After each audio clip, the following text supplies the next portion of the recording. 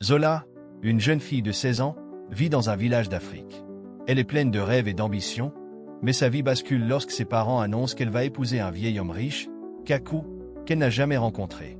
Ce mariage forcé, arrangé par sa famille pour des raisons financières, la plonge dans le désespoir. Zola pensant à son avenir. Lorsque ses parents lui annoncent la nouvelle, elle se sent trahie et piégée.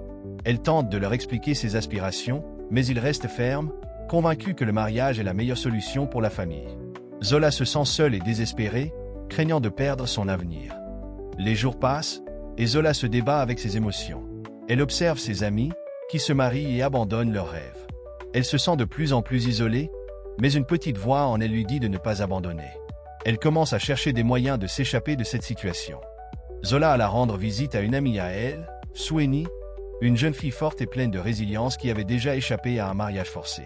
Soueni lui raconte son histoire. Les deux jeunes filles mettent au point un plan pour échapper à Alexandra du mariage non désiré de Zola. Inspirée par le courage de Soueni, Zola reprit courage et confiance. Le jour du mariage arriva, la cérémonie se déroula sous l'humeur attristée de Zola et la satisfaction de Kaku. Dans la soirée, Kaku se mit au salon pour se détendre pendant que Zola était assise dans la chambre, attendant Soueni impatiemment pour que les deux s'échappent de la maison de Kaku. Soueni vint discrètement à la fenêtre de la chambre où était Zola pour la faire signe et celle-ci sortit discrètement par la fenêtre pour s'enfuir quand soudain elles furent surpris par quelques hommes travaillant pour Kaku, quand celui-ci sortit les rejoindre et les dire « Vous aviez vraiment cru vous en sortir aussi facilement ?»